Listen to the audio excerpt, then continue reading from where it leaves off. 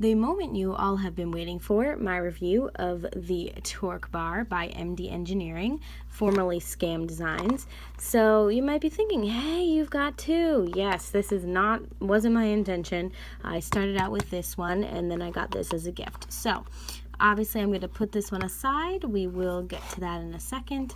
We're going to talk about the brass Kraken version. I saw this and I really thought it was unique. Originally I wanted the titanium, but unfortunately the way that MD Engineering works is that they come out in waves, and right now it's very, very hard to get these. They are in high demand, and right now they just mailed out wave 3 and they will be releasing some of their stock from inventory for sale, and then after that I'm not really sure when wave 4 will come. So it's one of those hot ticket items that I was like, I don't know if I'm ever going to get a chance to get another one. I might as well get the brass Kraken. It was cool and I was like, hey, why not?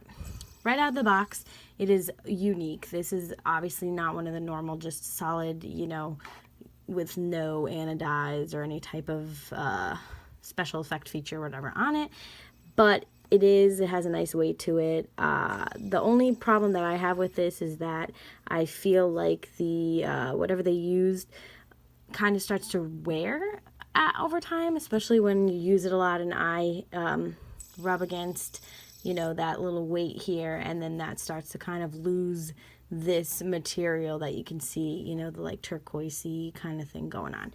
So I was just worried. I was like, I'll kind of keep this as a showpiece and not really use this as an everyday carry, just because one, it makes your fingers smell a little funky, and two, I don't want it to lose its uniqueness. I want it to stay in this kind of state. So that being said, as I drop it, you can tell it's heavy by that clunk. Anyways, I won't go into much more detail on this one because I'm going to get into the overall spin, the feel, and everything when I get to the next Torqbar, which was in titanium. This is a very nice spin. Spin time's not crazy long, but it does have that feel of you spinning forever, kind of, what their logo is all about. All of them come with this infinity logo as well as this little clip that, although I don't use it for, everyday life, it is pretty handy. It just clips right on here. You can put it on your keychain and it easily unclips like that. So that's what kind of comes in the box. Now, let's move on to the titanium, which is what I was waiting for, and I actually got it as a gift.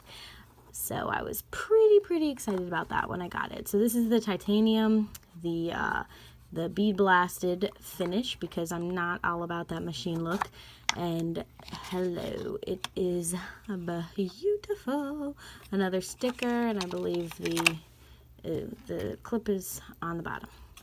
So luckily with this one, I did get a case, a carrying case to go with it, which is extremely helpful in terms of keeping your Torqbar clean and also with you and not damaged. You just slide it right in here. You clip it, and then you can put it on your key ring. I do have a carabiner that I clip on it and clip on my pants so that I don't have to keep it on my keys forever, just in case if something got lost. The craftsmanship of this is just stunning. Anyways, back to this. Titanium. I've heard a lot of complaints that this is very light. Yes, it is substantially lighter compared to the brass, which is pretty heavy, but I can tell you that it does not compromise the spin time. It goes just as long, if not longer, than the brass one. It has a completely different feel, completely different sound.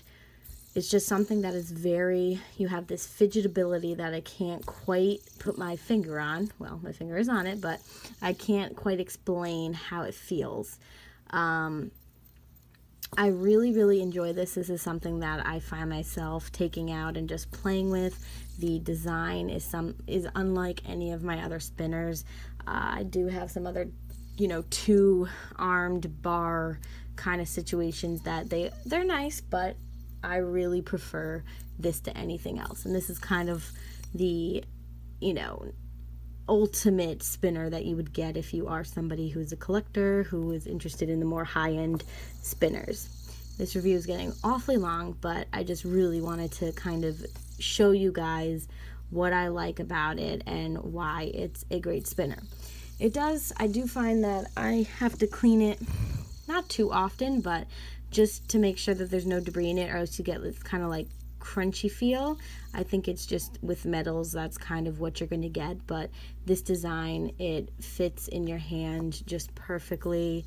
The spinning is great. You can flick it with really any finger if you want to, you know, do one of these. You can just kind of chill, and I would definitely recommend this to anybody who can get their hands on it.